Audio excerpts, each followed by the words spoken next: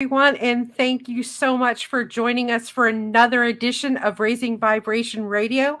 I'm your host, Reverend Raven, and today with me I have two magnificent authors that have co-written a book together.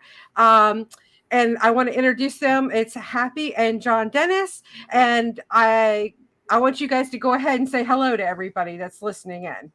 Hello. Good evening.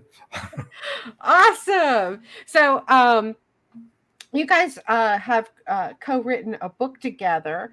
Could you tell us a little bit about your book, the name of it, and how you guys got the idea? Here is a copy. Here's the front cover of it. Okay. It's called the Chintamani Crystal Matrix, Quantum Intention and the Wish Fulfilling Gem.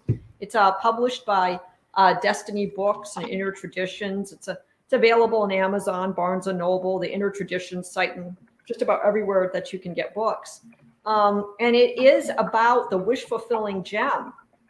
And it's and the Chintamani, why it's called the wish-fulfilling gem, that's what the Chintamani means. And in fact, Johndennis, why don't you explain like its Sanskrit origins? Right. Well, right. So it is from Sanskrit, and the first part of it, Chinta, means intention.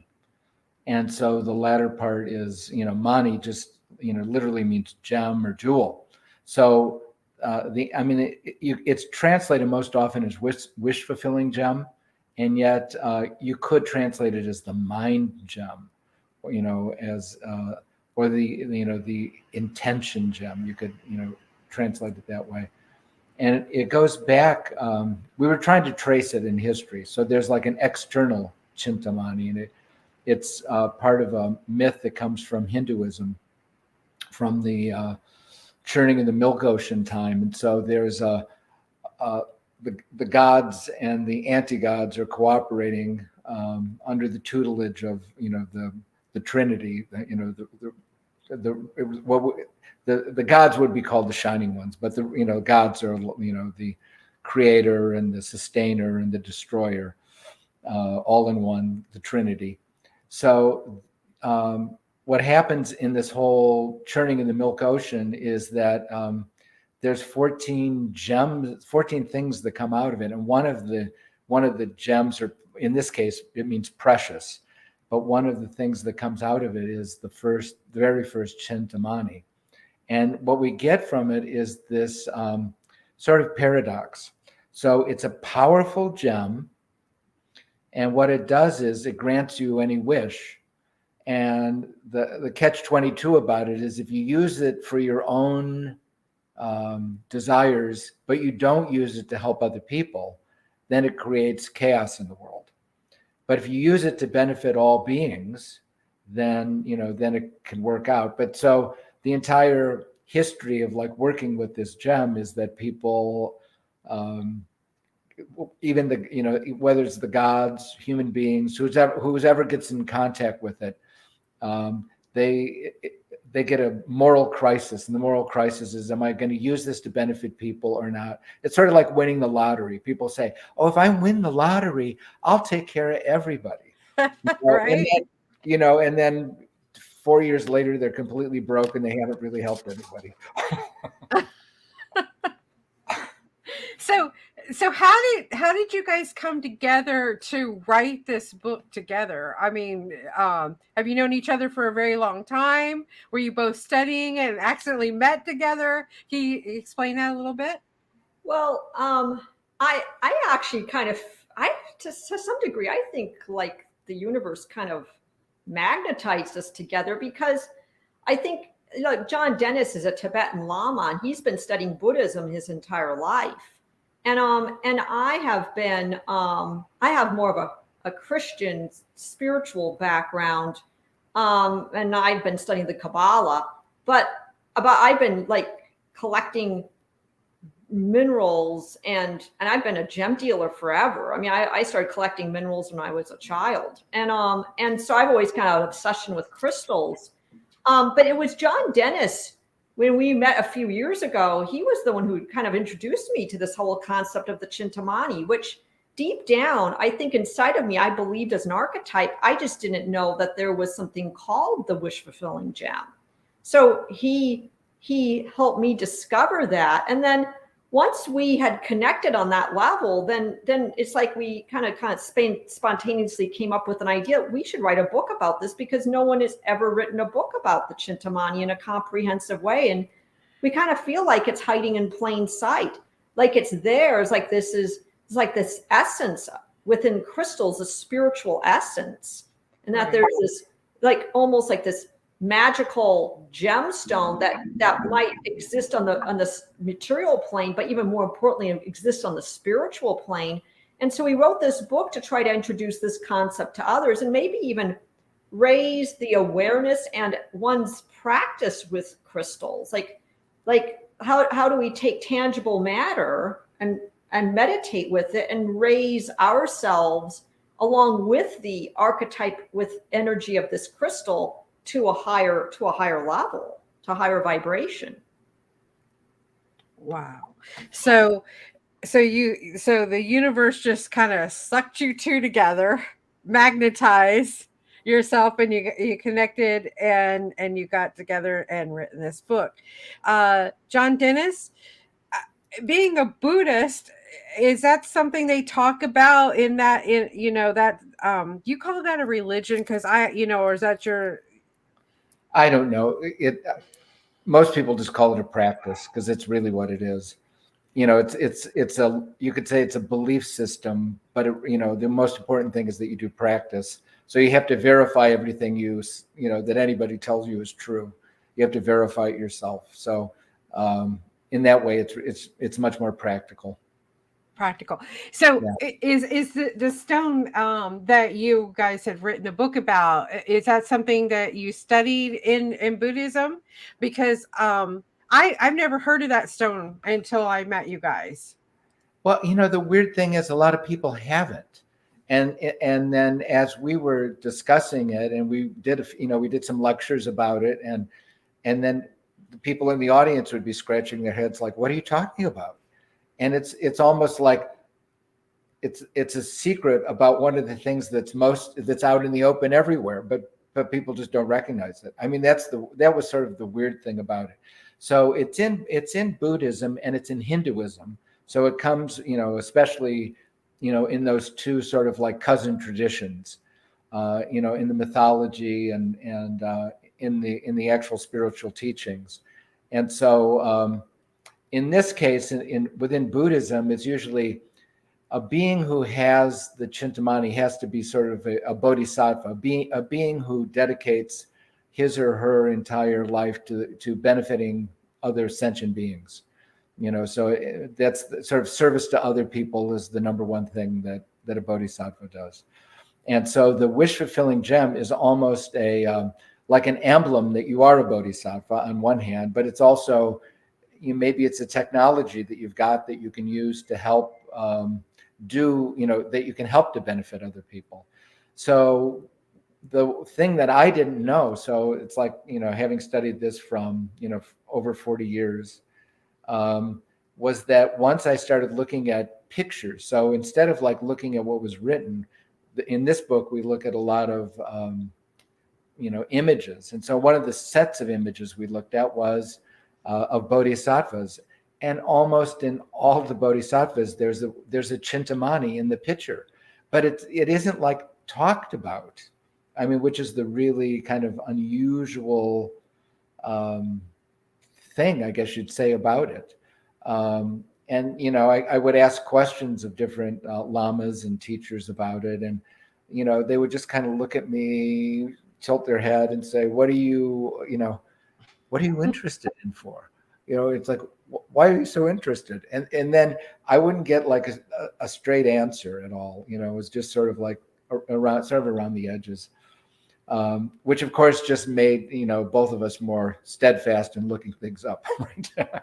Like, oh, there must be a bigger secret here that we're stumbling upon. So I would say that it really is everywhere, but it isn't talked about as much as it's in all of the pictures that you see about Buddhas and bodhisattvas, and it just shows up everywhere. That is very interesting. Um, Getting back to your spirituality or your practice, when was your aha moment that you decided this is going to be my practice, this is going to be my life, this is how I'm going to walk my path? Well, I think for me, I had a couple of them. I was in college and I took a class in, it was like Eastern philosophies and religions. And then through that whole semester, I was like, wow, that makes sense. That makes a lot of sense. I mean, why didn't they tell me this before? So like every day that I was reading or, that I was attending a lecture, I'd be like, wow, why didn't I know this before? But this makes a lot of sense. So that was sort of the intellectual side of it. And then I think the other side was when I was a conscientious objector in the Vietnam War, and was doing alternate civilian service. And one of the things that kind of came up as I was introspecting was, well, I've got to do something about my own peacefulness or my own anger. I've got to do something to quell that or to become a more tranquil person. And so, as things opened up, that's when I discovered meditation. And then it was like from that moment, it was like, wow, the minute I started doing meditative practice, it was like, this is the key. Whatever else you say, it's you sitting on the pillow, or you doing deep breathing, or there's, literally, as hundreds and hundreds of meditative techniques that you can do.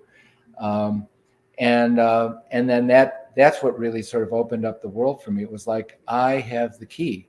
It didn't happen all at once, but it's like, I have the key now. Happy, what about you? Well, I mean, in terms of spiritual practice, I've always believed in a higher God, higher source. I mean, I can't remember when I didn't. So for me, it's always been like there's been little steps on the pathway showing me like that there is higher guidance that I am following, and just a reminder of that. But there is a moment in my life when I felt like I was kind of called to like work with crystals in a more meaningful spiritual way. And there's this resort that offers spiritual sessions like astrology and things like that Johndennis and I were both working at. And I remember years ago telling my supervisor at this resort, like I said, why don't you offer crystal energy sessions? Because this is really popular in Arizona, since Arizona has the world's largest gem and mineral show. It's actually in Tucson. And so I was encouraging them to kind of hire a crystal practitioner. Mm-hmm. And so my supervisor, who knew I had like this massive collection of crystals, said, well, why don't you do it? You're the one with all the crystals. And I thought, well, I'm not that kind of an energy expert. For some reason I was doubting my own, I don't know, my own intuition about crystals. And so right after that, I went on this trip. I was driving to Colorado, but I stopped at the Taos Pueblo in northern New Mexico. And I was in the Taos Pueblo, and there were the Native Americans who live in there.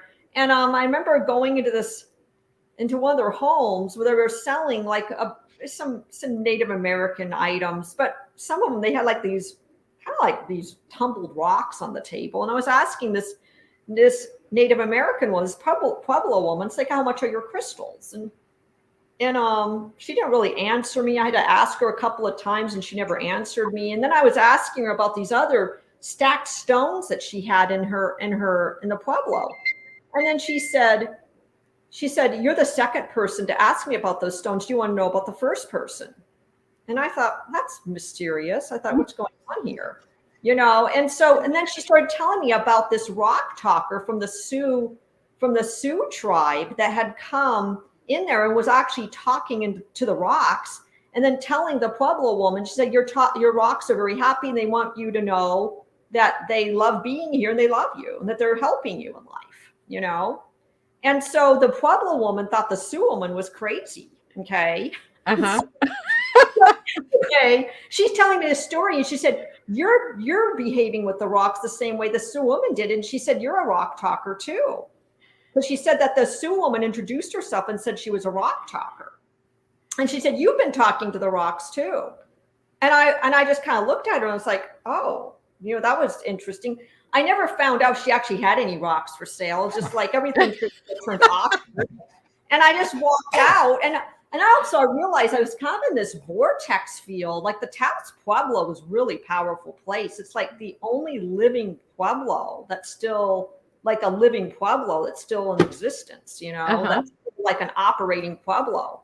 And after that, then all these other synchronistic experiences happened. It's like the universe was telling me, you need to go home and start offering lectures, selling crystals, doing services. And I started doing that.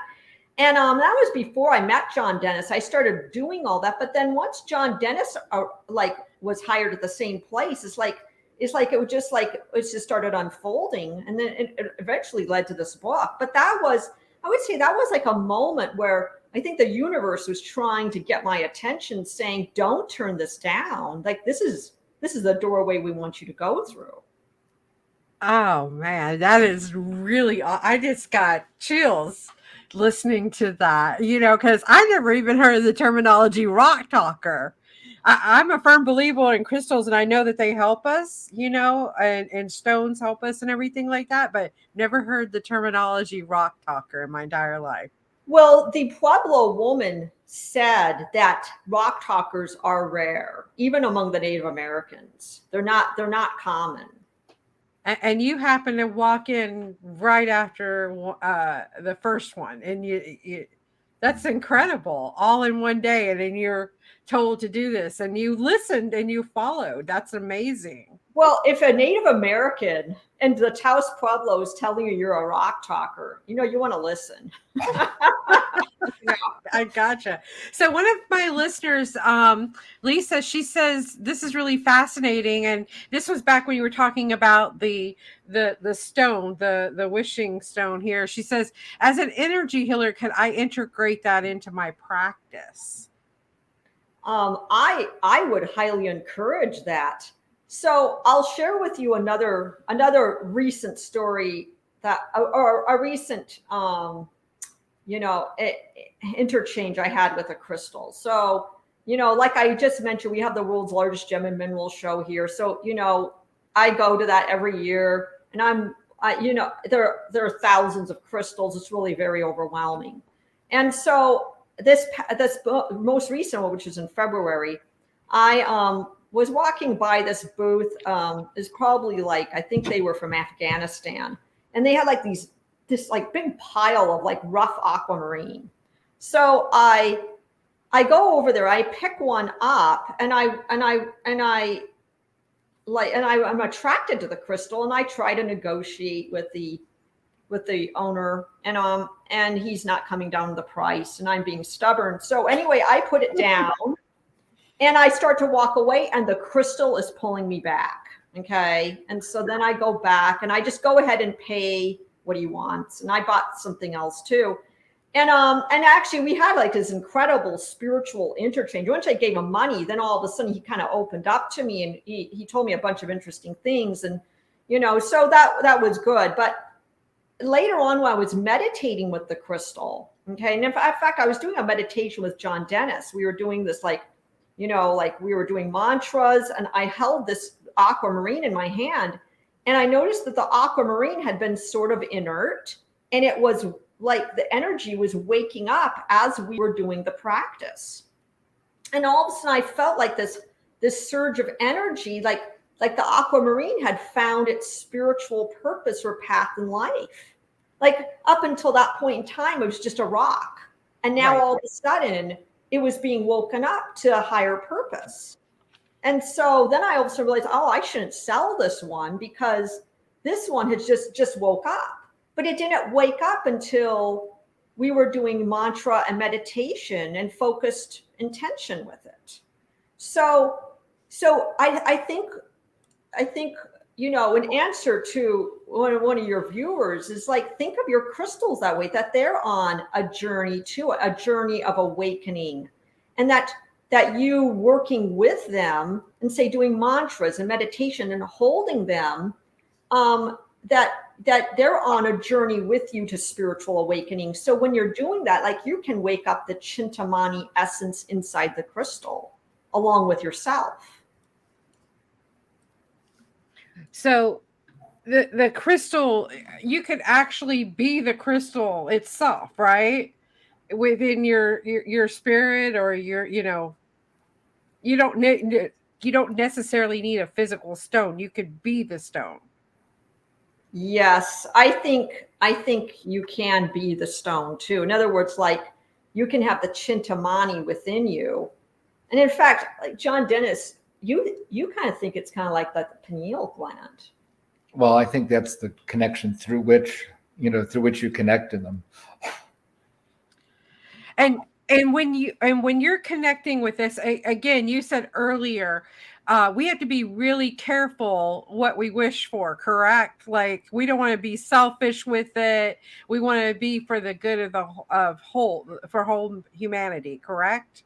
Yeah, absolutely. But even when you look at this word chinta in first part in Sanskrit, it means like something that you've thought about or reflected on. So it's not like, I want some ice cream right now. It's not like a reflex kind of thing. But it's like something that you've pondered, and you've thought, how could I really take care of people, or how can I really improve things? So you've put some thought and consideration into it. And so consideration is sort of like one of the translation words that come up with it. But it is something that you more deeply thought or think about. So it's if it's a power crystal, then people are just using it reflexively to try and get power. But if you're using it in the sort of the spirit that it comes out in sort of the different religious and mystical mythologies, it's saying you use this to benefit other people, and you use it to benefit them in the way that you've already got a calling for. So if you are a healer, you're gonna find stones as support, or minerals or crystals as support that will help you do the healing. If you're doing channeling, you'll find some crystal also that'll help you follow that path. So there's like a mutual attraction that happens between you and a particular stone. And even though you don't need, strictly speaking, to have a crystal, it's still sometimes having some kind of support to like start you somewhere creates an anchor.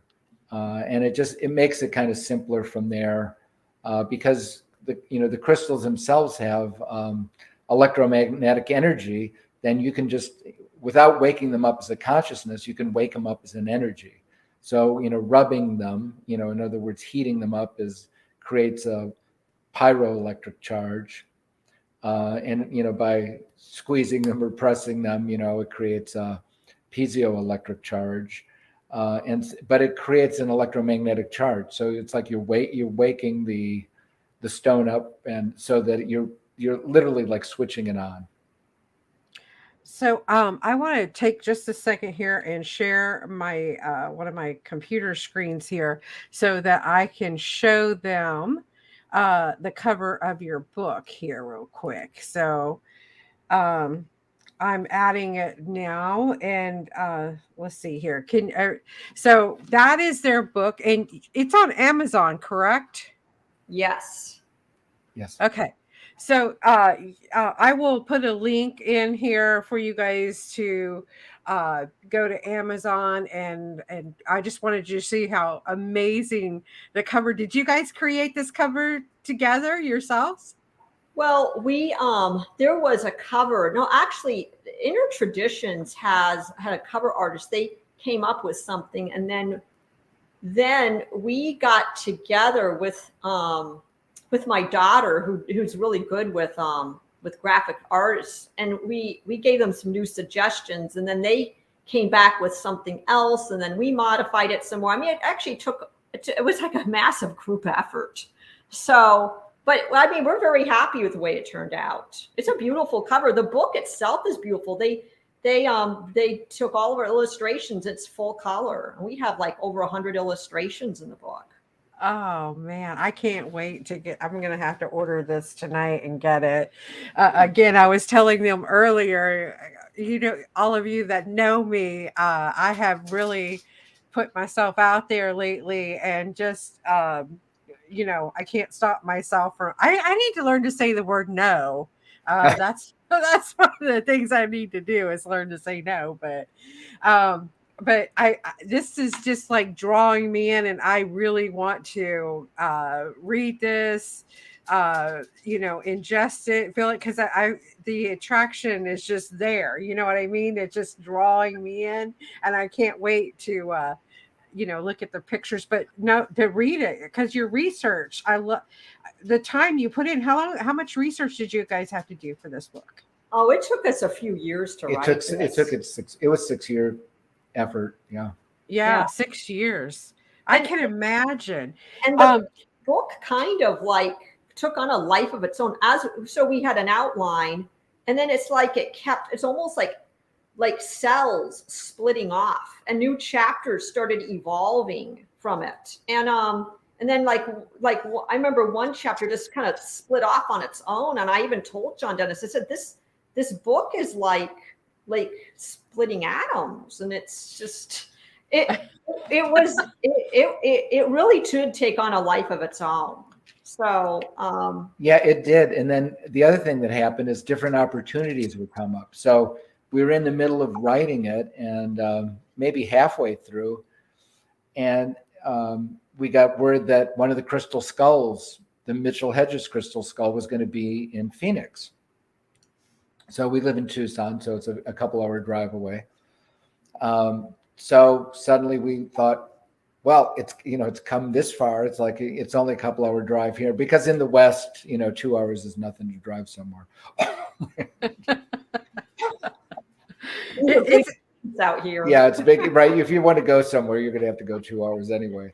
So we each went and had an interaction with it, and we were like a lot of people, you're sort of skeptical about it, because it's like, even though we've read books about it and listened to a lot of videos and watch different presentations about it, but then when we had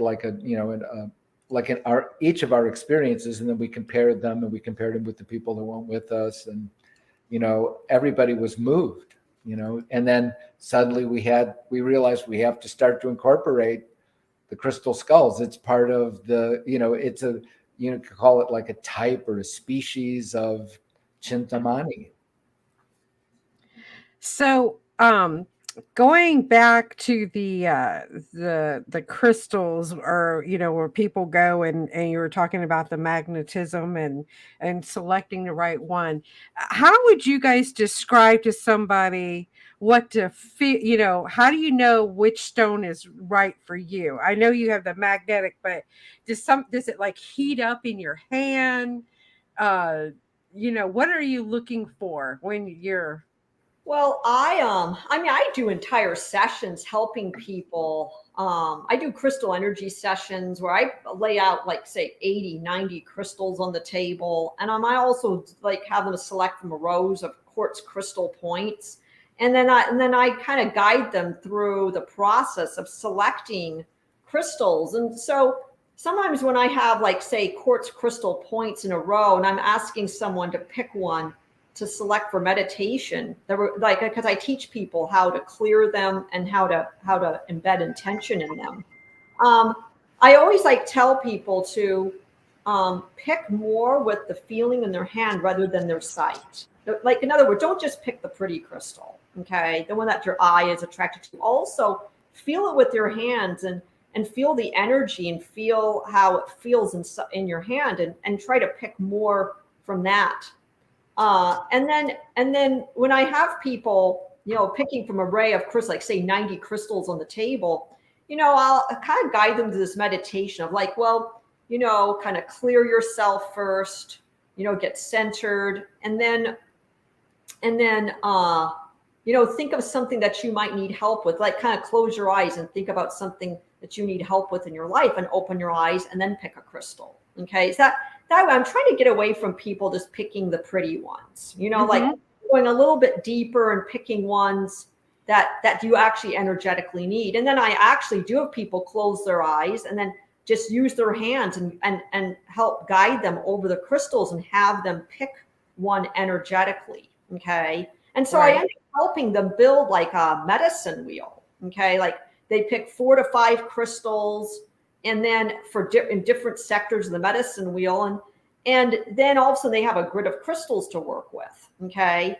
But I mean, you don't need to have a practitioner to do this. It's like you go into a crystal show or a crystal shop, you can close your eyes and just feel the energy. Some people feel little tingles. Some people feel like a magnetism or an inner knowing. And, you kind of want to rely more on that than just picking ones that look pretty. Okay. Because, once you're engaging the body and the electromagnetism of your body, then it's like you're being pulled towards certain minerals. And I have seen this a lot in my crystal energy sessions. Once we disengage just the vision, okay, and kind of go towards what do you magnetize to, frequently I'll find that people end up picking crystals where all of them have iron in them, or they all have calcium in them. And also I realize, are you craving iron or calcium? And then I cannot tell you how many times people have ended up saying, I have the inability to absorb iron, or I'm calcium deficient, or whatever the mineral is. Okay. Mm-hmm. And so some of this is very, very practical. Sometimes your body is just craving or wanting to move towards the certain actual minerals that are inside that crystal. And so I think sometimes we think like, crystal energy is just new age stuff, but these are minerals. Sometimes we ingest these things, we're eating them in our food. So I actually think of, like, say, crystal energy as a form of food or vitamins for the auric field. And that's actually why we wear them too, is because we're at a bioelectrical level, absorbing the minerals through our auric field. When I was a child, my father and grandfather were rock hounds. So we went out to Quartzsite, Arizona for the big gym show out there. I don't even know if they have that out there anymore. It's very popular. Is it? Okay. More popular than ever. Yeah, exactly. It is. But my grandfather, who did not, he would say, these crazy people, these hippies, that's what he called them back in the 70s. He goes, these hippies would come over here and put that rock in their hand, and they'd say, the energy's so good. And he would get a kick out of it because he didn't believe in that stuff. But I did, even as a child. Back, I was in middle school when we went out there for the first time. And I remember going, and I was so fascinated watching people back then resonate to a certain stone. Those hippies are still there. Yeah. They have a few grayer hairs now. But they were spiritualists, but he called them a hippie because he didn't understand. It's kind of funny, to go back and reflect. I wasn't brought up religious at all. My parents, my dad was Catholic, my mother was Methodist, and we didn't go to church. So I would go and get baptized at a church every Sunday when I was about 12 years old, because I knew there was much more. And then I'd get mad going to a church. Did you guys ever find that for yourself when going to a traditional type church? Well, because I kind of was raised in a rather fundamental Christian religion. My parents were actually pretty open-minded, but we still were dealing with this fundamental Christian religion that's like probably thought that crystal energy was sort of like witchcraft or satanic a little bit or something. But then I spent a lot of time arguing with people, like either within the church or within the religion, and even today telling Christians, crystal energy is actually deeply Christian. Okay. Mm-hmm. If you go into the Old Testament, the high priest wore a breastplate with 12 gemstones that he had to wear in order to go and administer in front of the Ark of the Covenant. Okay. And then according to, Hebrew tradition, that God would actually communicate with the high priest through those 12 gemstones. Okay. So that is like very ancient crystal energy, deeply embedded in the Old Testament. Plus, there are literally hundreds of references to gemstones being used in a metaphorical sense throughout the Bible, both Old Testament and New Testament. They refer to God's throne as being this huge, glowing, vibrant emerald. Okay. And then in the New Testament, they talk about how the New Jerusalem has like these layers of gemstones and, in the walls and in the gates.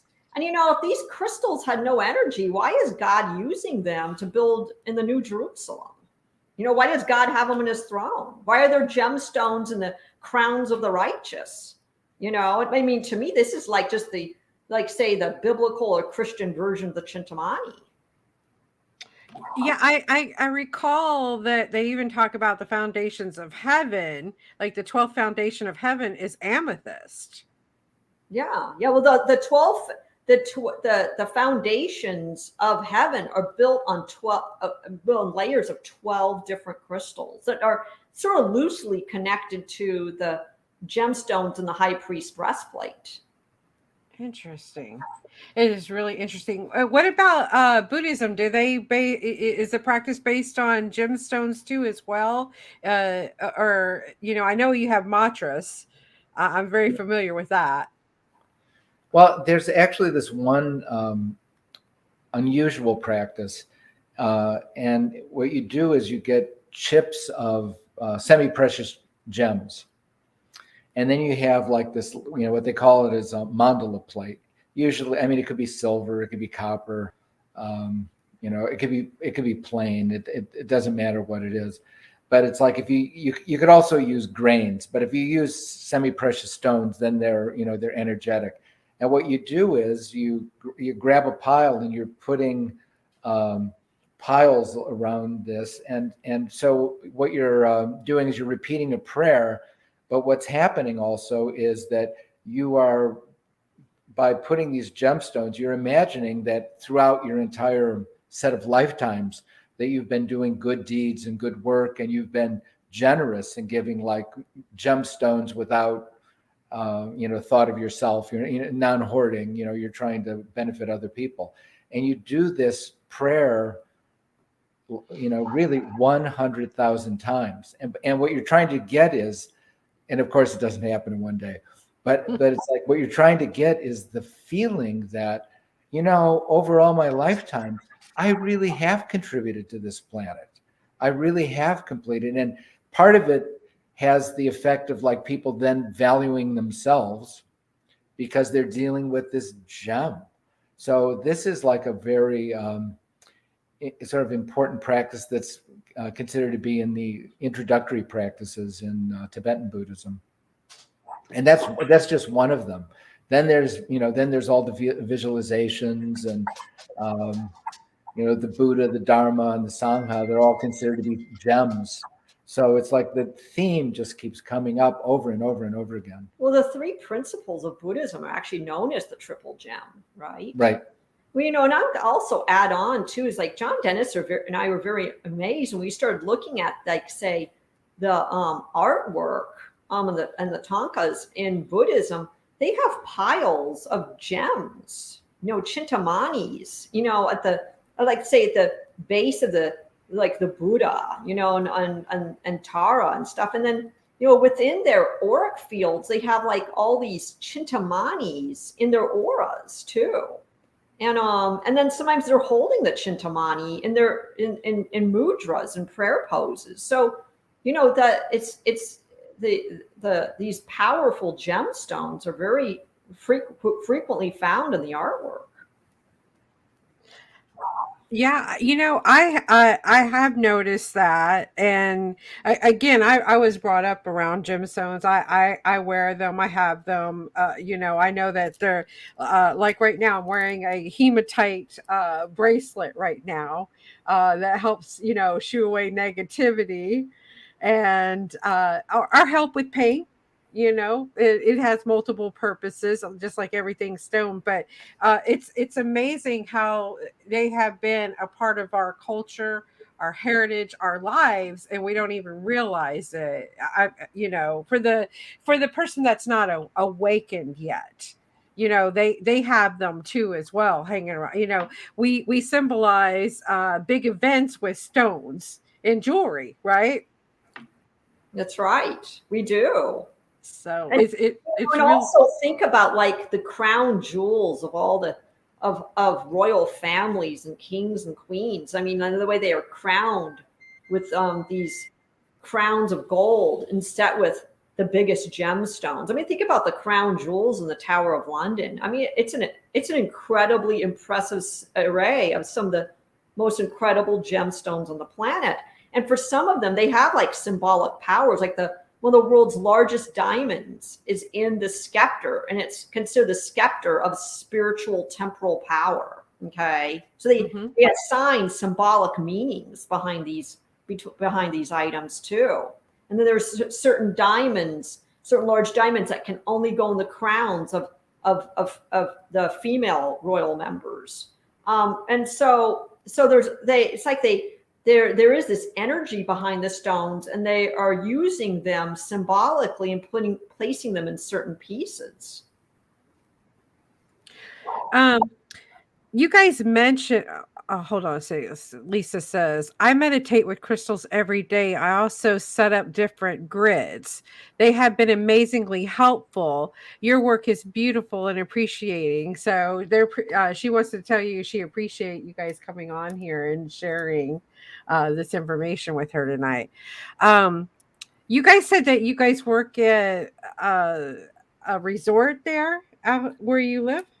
Oh yeah, so it's Canyon Ranch Resort here in Uh-huh. Tucson. And I think they also have one in Massachusetts, and they have part of one in Las Vegas. Yeah, but I've worked there for like 12 years, and Johndennis worked there for a few years. Mm-hmm. About 4.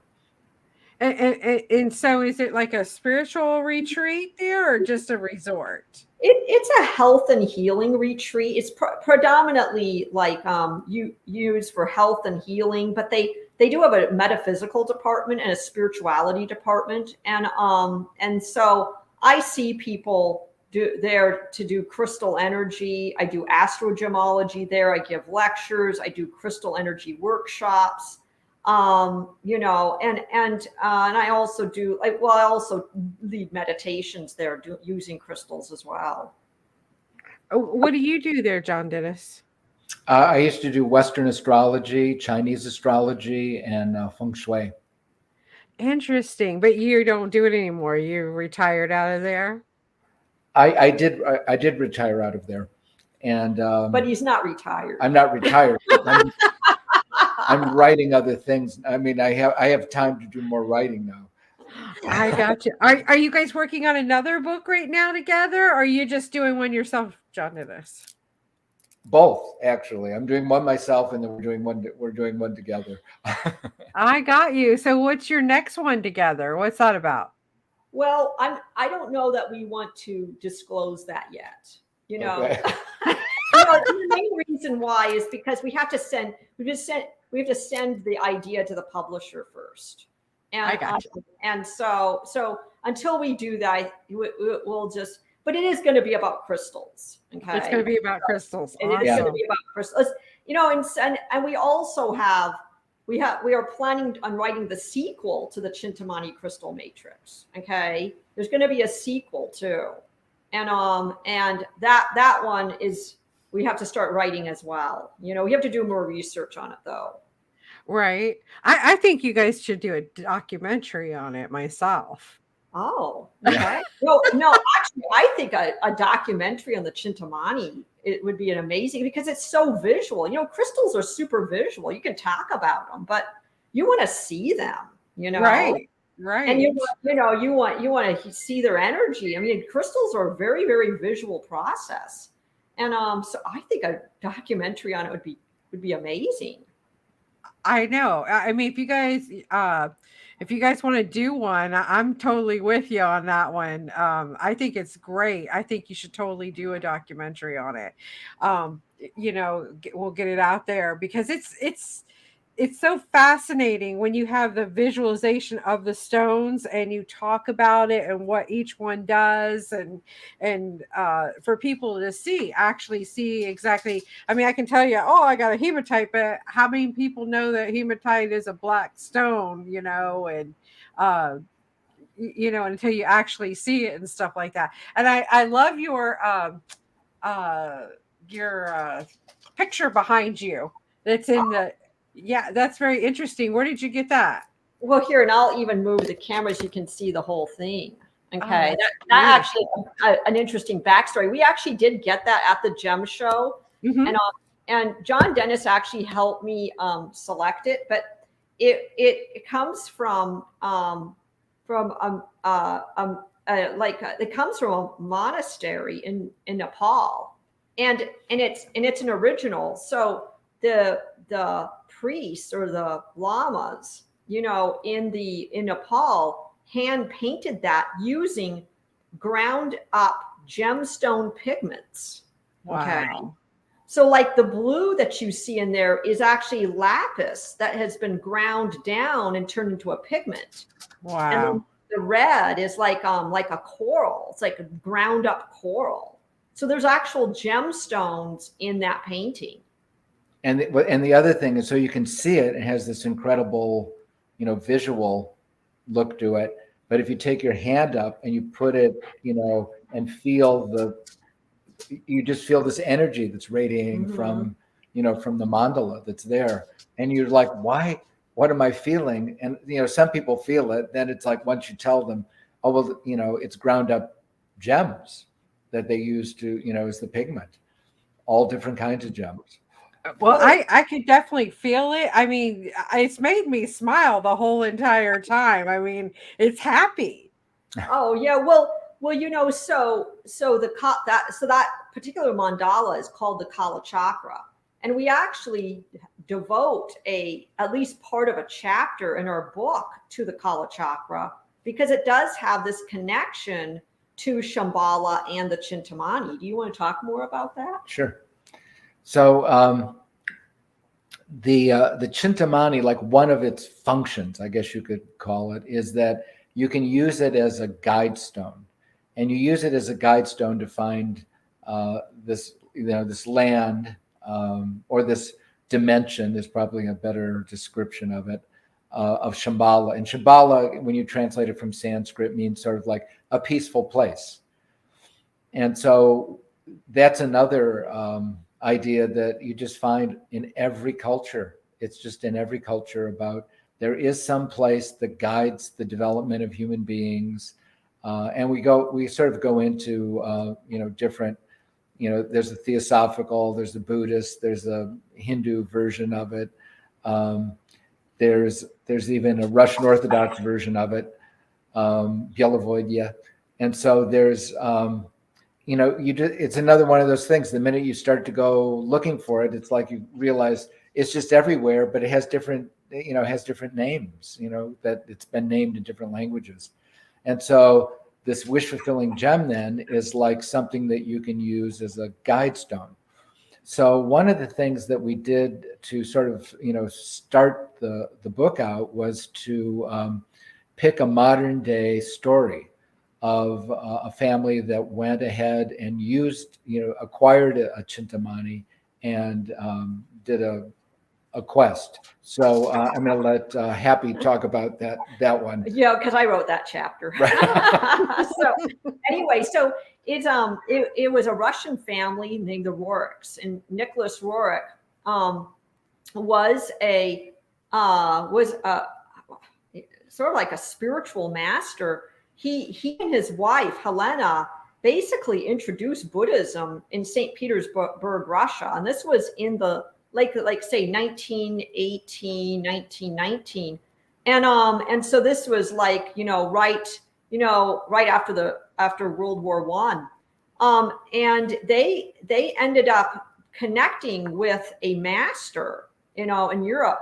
And he was an artist too. So he was a painter, he was a poet, and he was getting some fame in Europe. So he was doing art shows. Well, they ended up connecting with an ascended spiritual master who then sent them like some kind of a Chintamani stone, which is a little bit mysterious. And we talk about it in the book, because we're not completely sure what kind of a stone it was. It could have been a moldavite, a meteorite, but there was some guide stone, some Chintamani guide stone was actually sent to them.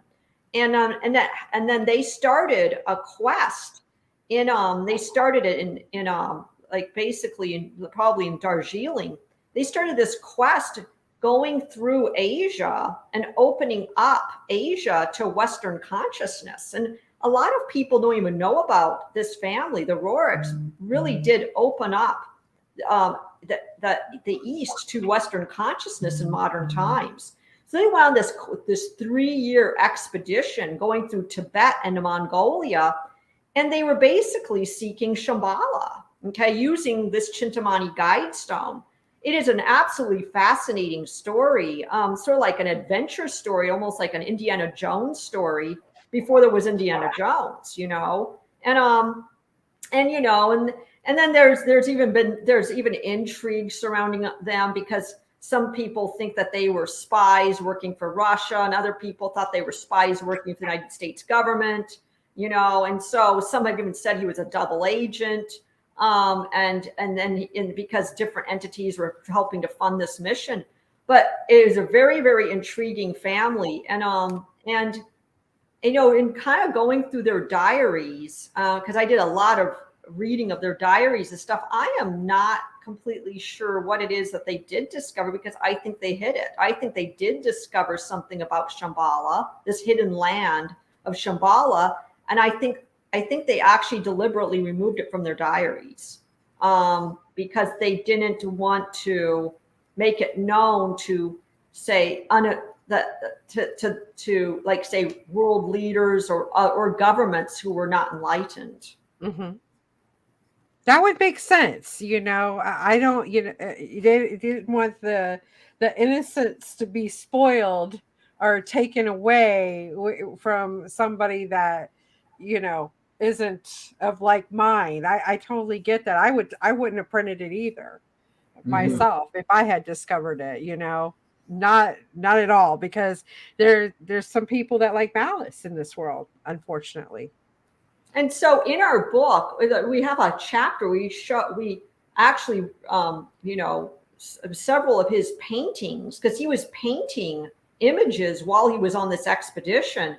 And it's like his paintings are more revealing than his diaries.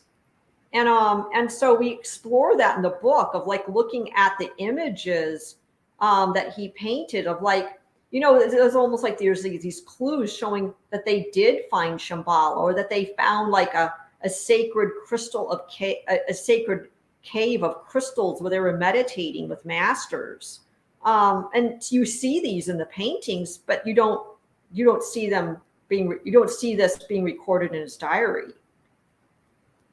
Interesting. Did you guys get to, when you were researching for your book and everything like that, did you take off and go over to Asia and kind of walk the path they did from the diary? Did you get an opportunity to do that?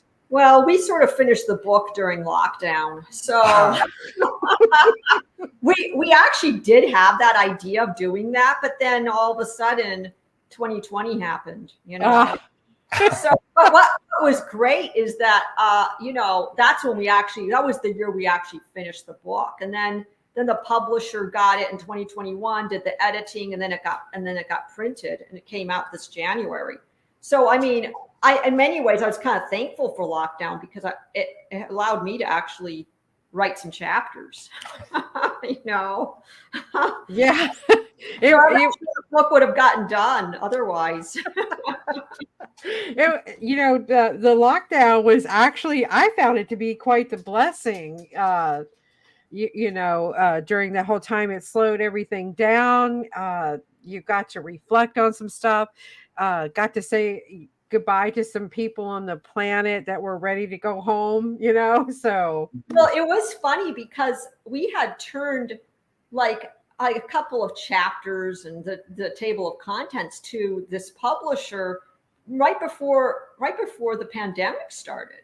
And then we thought, well, we don't know what happened to that. And then all of a sudden, April 2020, the publisher came back to us and said, we want to publish this. When can you get it done? Yeah, how soon? Oh, wow. And then all of a sudden, we spent the rest of 2020 scrambling to get it done, So that's what we did. That's all I remember about 2020, trying to write a book. And you guys got it published from a publisher a lot, and this is your first book together. A lot of people have to self-publish it and do it their own self. So kudos to you guys for that. That's amazing. We sent the first publisher we sent it to, it got picked up. So we didn't even have to deal with rejection letters. Yeah, but the other part of it, it's a publisher. When we looked at, each of our libraries, we had between us over 200 of their books, and one of the questions they say is like, could you see yourself being an author? And it was like, yes, of course, because we've got so many of your books between us. I love it. Because I have several friends that have written books here, in St. Petersburg, Florida, where I live, and they had, they had to self-publish it and put it out there themselves. So it's nice to know and have somebody on there that actually got published by a company, because that is a big deal. But yeah, the rejection letters, that's going to break your heart to get one of those in the mail. I would have been like, oh no, they don't think I'm good. It's amazing. So what's the future look for you guys? What besides another book coming out, and then you're going to write your own books, but what else are you guys going to be doing out there? Well, so we have like probably 5 to 6 books that we have ideas for. So that'll take up a bunch of time. Plus we just got invited to host a radio show that's going to start May 9th. So nice. We have our own radio show starting in a few days, and that's going to be called Crystal Quest. Nice. Where is that going to air on? The name of the company, it's Positive healthylife.net. Yes, Positive Talk Radio. I love it. We're going to be on once a month on Mondays, on the second Monday of the month at 9 a.m. Pacific time. Yeah. Okay. Yeah. So that's about 12 p.m. Eastern Standard Time. But it's recorded and they can go back and listen to it whenever they want. Just like this. Like exactly. I got this on iTunes and Spreaker and Anchor FM, plus YouTube and Facebook. So it gets out there all over the place. So that's great. Yes, so, that hurtled in really recently, like a week ago. And so we're scrambling, putting shows together, and that kind of was unexpected, but it was I was on the Linda McKenzie show, and so then after the interview, she called up and she said, do you and Johndennis want to host a show? She said, we like this idea of positive working with crystals and spiritual energy and stuff. So we're actually sort of excited about this because it allows us the opportunity to go a lot deeper into topics that we couldn't get into the book, because we actually did have a word count limit, and we went right up to that word count limit. We went a little over. Yeah, we actually they allowed that. Yeah, they didn't set it back and say, get rid of 10,000 words. But the problem was we just kept, like, there would be a topic and we go, wow. And then a topic would come up like glass, mystical glass that was made by the Egyptians, and then it was, wait a minute, we've got, that's a whole giant Oh yeah. thing in and of itself. And it's like, well, we don't have time to do it, and we don't have space to do it. So our book does have over 100,000 words. So, and that was like the maximum we could have. So Wow. yeah. And it was like a sports game. It's like we got timed out, the clock went out, and then that was the end of it. I know. I remember like doing editing one night of like trying to remove words, just to get it down. So when it's like, we'll get rid of that word, the that that's there, the that that's there. Yeah, I know. Yeah. So. Oh my goodness. And I can't imagine, you pour your heart and soul on each of the pages, and then you're like, oh, I got to get rid of that. Oh, I got to get rid of that. That would be like breaking my heart. I know, but it's good editing, because then it makes the language tighter, and more condensed, and that way you're getting more information per page rather than just talking on and on.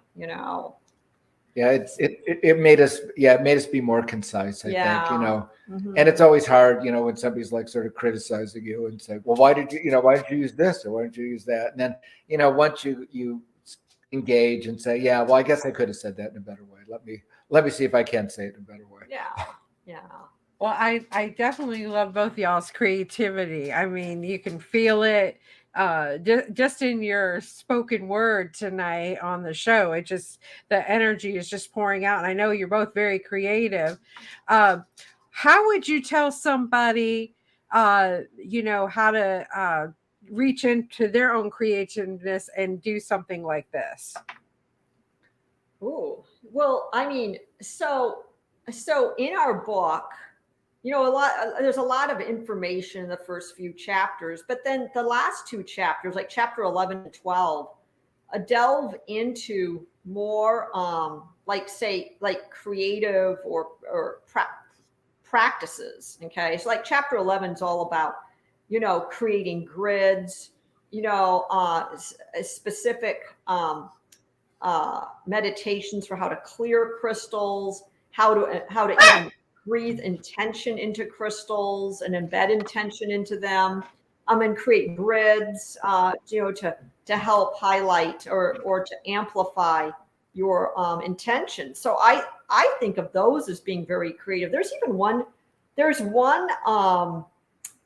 one kind of meditation that I do in my crystal energy sessions. I kind of guide people through this, but it's in the book. We describe it in the book too. And that's like, once you have like selected crystals for like, say, the 4 directions in your medicine wheel, then you sit in the middle of the medicine wheel, and then you put one crystal in front of you, one behind you, one to the right, one to the left, and then you're in the middle of this medicine wheel, and you face north.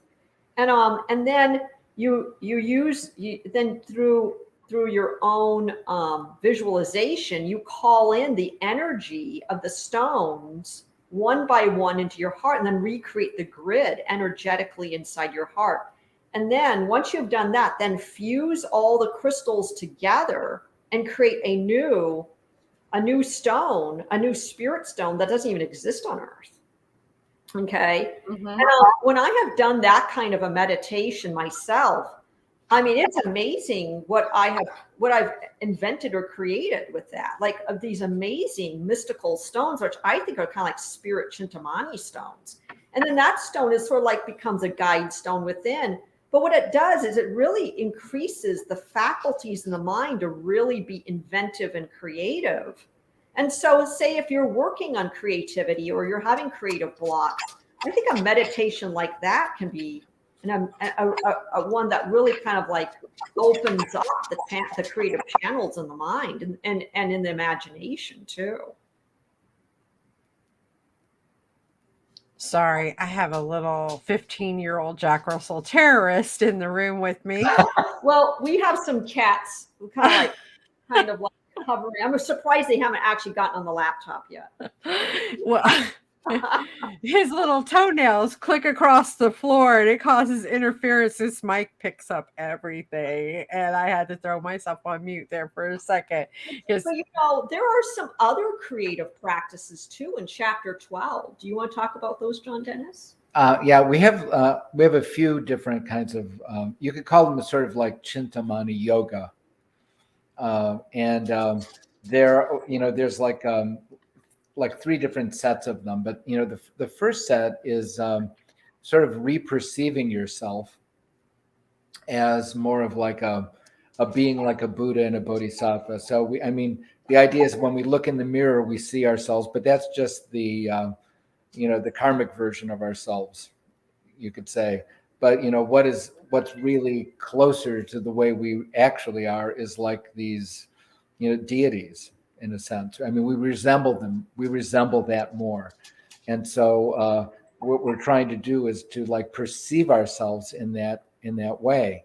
And so what you do is this particular mandala with the Kala chakra, there's just a square in the middle, but there's like supposedly a building in the middle, and then there's all of these beings that live inside it, and then there's at the center of it, there's the Kala chakra or the Kala chakri, and it's the male and female deities of the wheel of time, as an example. And so you can start to visualize yourself as one of them, but what we're doing to sort of like, you're supposed to like also experience what that realm is like, what that dimension is like, what you would find there, what the sounds are, what the incenses or the smells that are there, the beauty that's there. So one of the things because it's a book about the Chintamani, is there's a Chintamani in every mandala with every Buddha and Bodhisattva. It's like, so focus on that, and that helps you like find your place in this world. You could focus on the face of the deity. You could focus on a lot of things, but we're also giving some practice where you can just focus on the Chintamani, and then it's like as you're focusing, it's like, oh, I'm here in this realm. So we have a few of those like that. There's another one that we do we independently had this experience when we went connecting to the crystal skulls, and we each had a variety of it. For me, it was like I suddenly sort of perceived my body as like completely that it was a crystal, and then the next second it was like a liquid crystal, but it was completely and utterly clear. So there's a mantra and a way that you can visualize yourself. Of course, another way is like if you find Mitchell Hedges next time it visits, a town near you, or one of the crystal skulls, because there's many of them. So the crystal skulls, though, those are like they're man-made though, right? Like man carved them out, or did people actually find those out in mining and come across them? Did you do you guys know the answer to that? I mean, either humans. Somebody made them. Somebody made them, either Okay. humans or extraterrestrials, or humans being led by extraterrestrials. Yeah, there's a lot of controversy about who made them. Yeah, and you see a lot of crude skulls, when you go to the gem shows that people have carved. But like the Mitchell Hedges and a few others, they're anatomically correct, and the Mitchell Hedges, the jawbone actually moves up and down. Wow. And the other thing is that for a number of the skulls, they would have to take like triple the volume of what the skull ended up being just to like carve it down. And then whatever kind of skill level they'd have, they would need, because it's like you could burst the skull at any moment with the pressure of the seams of that are within the skull itself. So it's however you look at it, it's a technology that's it's an impressive technology, and you don't know how they got it, because Mitchell Hedges, his daughter Anna, actually is the one that found the skull in a Mayan temple in Lubuntuam. And so that's how that one came. But there's just a number, there's a number of other skulls too. I remember somebody said if you like, and this could be, again, this could be made up that I've heard, but like if you got these three skulls together, it creates this ultimate power. But I don't know the whole story behind it. I don't remember the gist of it, but have you guys heard anything about that where? Yeah, there's this legend. If you put, like, there's 12 crystal skulls, and if you put them all together, something magical will happen. I think that was in the Indiana Jones and Kingdom of the Crystal Skull movie too. But the fact of the matter is that there's more than 12 crystal skulls. I mean, there's actually quite a few of them. And so I don't know. I think that might be an urban legend of some kind. If you talk to some of the crystal skull keepers, they actually do sort of say that. I gotcha. So, I don't. Indiana Jones. I know I was around when those movies were out. I don't recall watching them though.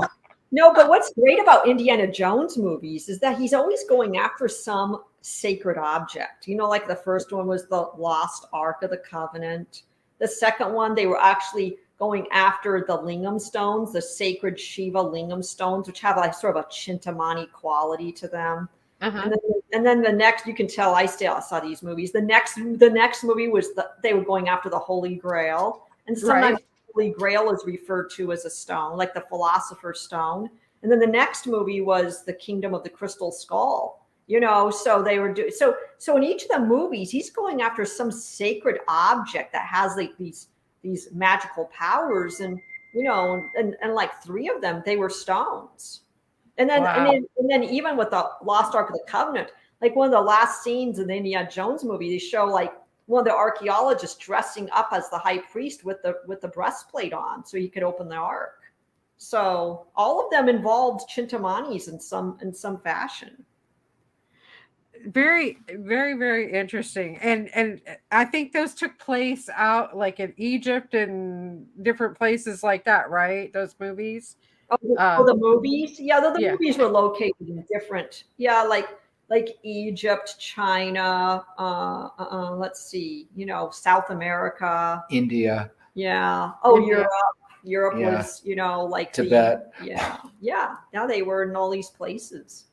Yeah, and I'm just again, I'm so amazed by some of the stones and things that I've witnessed in my lifetime, and the creation of them and how they come about. And you're right, it could have been an extraterrestrial for the skulls, or just like the pyramids. Like, how did they put those things together? Those big, huge stones in that pyramid shape, and it's the energy there is just fabulous. And I hope that on your talk shows that you go in depth, with your radio show that you have coming up on a monthly schedule, that you guys go into depth with all of that, because it's very interesting. Oh, we intend to. In fact, we're going to have fun with it. We're going to invite people we want to talk to. I And then love it. we're going to turn it into a learning opportunity. I mean, like do things that you're passionate about. I mean, how creative is that? Oh, yes, exactly. Always do something that you love to do.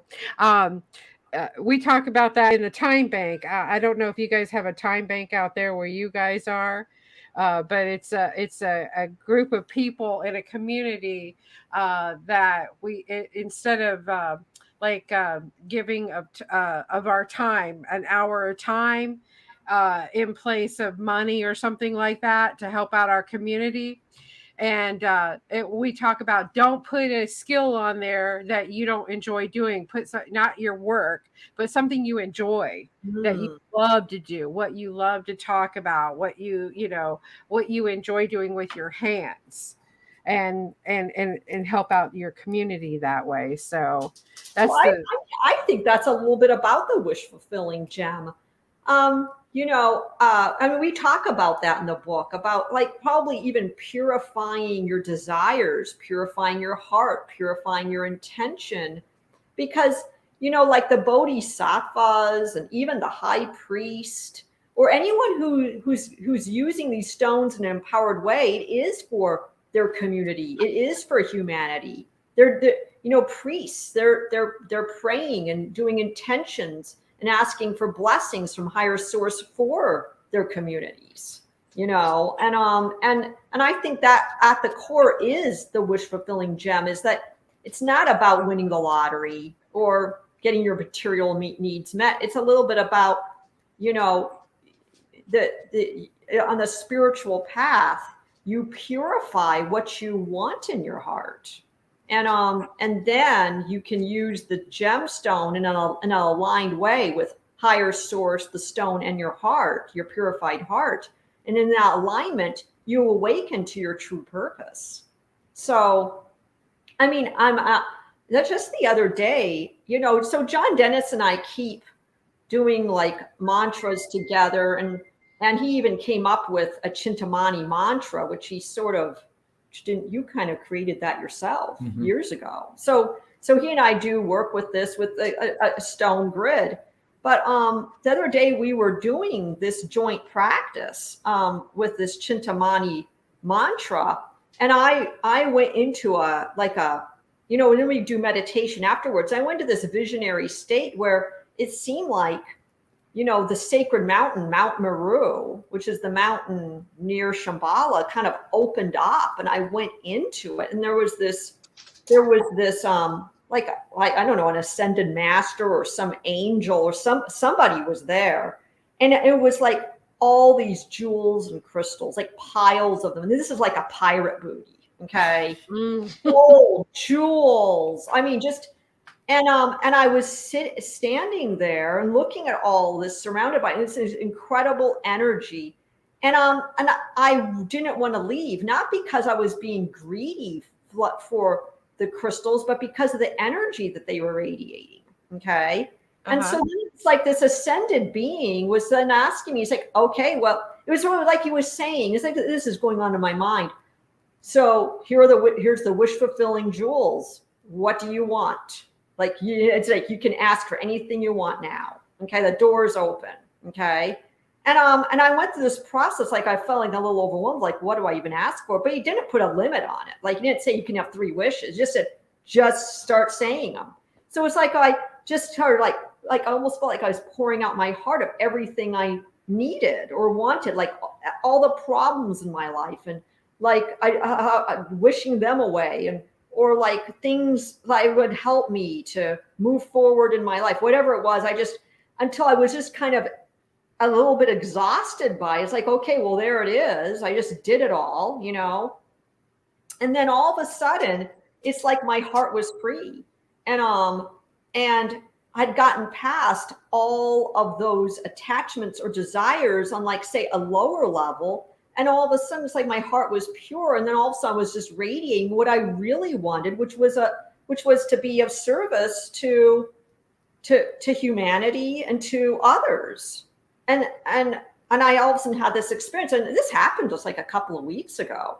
Wow. So I kind of felt like that was, for me, a little bit of a breakthrough moment. You know, you would think I would have had this experience while writing the book, but I really just had this experience the other day. And no, you were too busy. I've been too busy to read the book to actually meditate. You're right. But anyway, for me, I was kind of in a little bit of awakening. It was like, oh, and I kind of encourage others to have this too. It's like, you know, it's not wrong to have all those desires, but you also have to move back through them too. Okay, and really get to the core. Once you get through all of the stuff that you think you want, or all your problems, and then really get to the core. Why am I here? What is my true mission? That, I think that's a moment of enlightenment. Yeah, I can see that. I see that. What about you, Johndennis? Have you come to any of, in your meditation, in your practices, something, you know, ascended masters? What do you talk to them about when you're hooking up with them? I don't know if I get the ascended masters. I'll just get the information in my head. You know, I don't have as many like kind of visuals as Hapi has about, you know, like somebody's just entered the room. Well, yeah, but you know, sometimes I think what happens is, like, you know, Johndennis is this very powerful energy that he has been, improving or collecting over a long period of time. And so I almost feel like sometimes he's the engine. He's doing these mantras and bringing these energies in, and I'm there and I can see them. Okay, so it's like I'm almost like the channel. Like I'm telling them, okay, this energy is here. They're saying this, but I think Johndennis's energy and his spiritual power and connecting with these beings is actually bringing that in, and then I'm seeing it. That's beautiful. What can you share one of your mantras with us? Certainly. One of the ones that is a big one is the one that's connected with Avalokiteshvara, the Bodhisattva of great compassion. And then in India and in Tibet, this Bodhisattva is viewed as a male, but in China and Japan and Vietnam, this is Kuan Yin or Kannon Bodhisattva. So, it's the female Buddha of great compassion. And so there's actually the word Mani, and it's Om Mani Padme Hum. So it's easy because it's 6 syllables.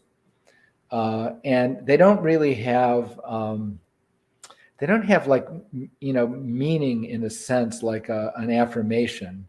I mean, you can't translate them. So, I mean, you can't translate Om. It's just, it's the all energy, all sound awakener. It's like open all channels. Om, open all channels. Mani means the gem. Padme means the lotus. And Hum is the sound of the heart energy. So, I mean, there isn't even a verb in there other than, the Hum, which, is, moves energy. So it doesn't have like syntax like you would if you're translating, something from one language to another. But what you get is, so the lotus can be the crown chakra, and the jewel in the lotus is the, your awareness. So it's very simple. And then usually you do Om Mani Padme Hum, Om Mani Padme Hum, Om Mani Padme Hum, Om Mani Padme Hum, Om Mani Padme Hum.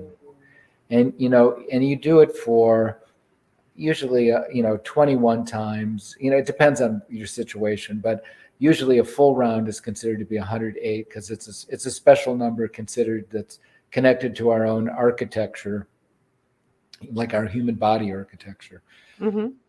And then you get to the 108th repetition and you use what's known as a bija, which just means a seed syllable, like an essence syllable.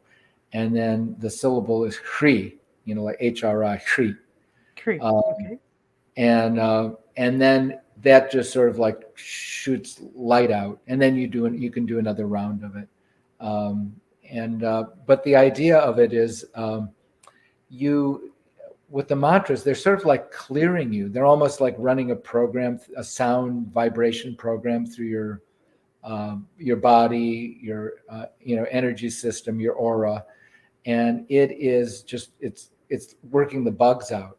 And sometimes that's happening because you speed the mantra up, you slow it down, you start to quote unquote mispronounce it, but you're only mispronouncing it for a little while. You change the cadence and it sounds like something entirely different, like you're singing a different kind of song, like you're using the same lyrics, but now you have a different tune. But if that happens just spontaneously, which is what you want, then that means that you're allowing the mantra to work through you and to awaken things. But if you're really heavy-handed about it, I must pronounce it the same way all the time. But it'll go back, it'll flip back. So you have to let it, you just have to let it be dynamic and let it move, through your body, through your voice. And then, sometimes you'll get visualizations with it. Sometimes it'll be very quiet. Sometimes you'll just almost stop, and it's like I don't need to meditate. I mean, I don't need to chant anymore. I just need to like meditate. And usually with all the mantras, the one thing that you can do is you try to keep it like a hum in your body so you can feel the vibration in your body. So one of the analogies is it's like a bee. So it's like if you're doing the mantra, maybe the person who's sitting next to you can't exactly hear you, but they might hear you buzzing. But they might, they might not be able to like pick out the words that you're actually saying. And the other thing too is like to hold like a crystal, especially like a quartz crystal while doing this, because quartz is has an acoustical element to it. That's why they used quartz in radio transmitters, because it can send out harmonic wavelengths. So when you are doing a mantra while holding a crystal, think of the crystals then also helping to send out that harmonic wavelength, almost like a radio signal. And you said 108 times. So if you're concentrating on saying the 4 words, how are you keeping up with how many times you said it? There we go. You have one of these. Okay. It's called a mala, or sometimes it's called a Buddhist rosary, and there's 108 of them. So it's like, you don't have to count, because it's like Mani Padme Hum 1, Mani Padme Hum 2. Because that takes you, then you get analytic. So you just do it, and then you know from feel that you've gotten to another beat. That you've got to the big beat at the end. Well, and then they sometimes make these like out of amethyst or rose quartz or quartz crystal. So as you're rubbing the malas, the beads, then you're activating the crystal too. So what's interesting is they chose 108, which you're right, that has to do with the body structure. But if you take the 1 and the 8 and add that together, you got 9, which is, humanitarian, spiritualism, all the above. So it's interesting how they came up with that number set. Yeah, it is. And it's like then they calculated, like from the acupuncture side, that your body is 108, fingers tall. Or it takes you to 96 here, and then to get to the next level up, like above it, it takes you to the 108. So it takes you to the next, octave outside the body. So do you guys, besides writing books, I know you are a practitioner, Hapi, but Johndennis, are you a practitioner too and meet with individuals? Yeah, I usually do astrology, as one of the things that a tool I use. And then there's a whole set of energy practices. They're known like as qigongs, which are like, it just means energy accomplishment. But there's a particular one that I learned from my teacher called Spiral Dragon. So it's really an amazing transformational, and it's very gentle, but it sort of moves the energy through you, opens up your channels, opens up your mind, and you the more you do it, it just keeps opening things up. And somebody had asked my teacher, Master Chuan, well, it's like, how would I know that I'm making progress in doing Spiral Dragon? And he said, he had this kind of quizzical look that came across his face. He said, well, if you're not getting more intelligent, you're not doing it right. Oh my gosh, time has flown by. We got about 2 minutes left. Tell us again where your radio program is going to be, because we got some people interested. I got message, so they definitely want to go. I'll tell you our website name, because we'll definitely have the information on our website. Our website's www.chintamanimatrix.com. So that's spelled CHINTAMANI Matrix, MATRIX.com. And then our radio show, which is going to be premiering May 9th, it's going to be called Crystal Quest, is going to be on Positive Life Radio, or something like that. But anyway, we We haven't been there for very long. We haven't been there. Yeah, yeah, and it's healthylife.net.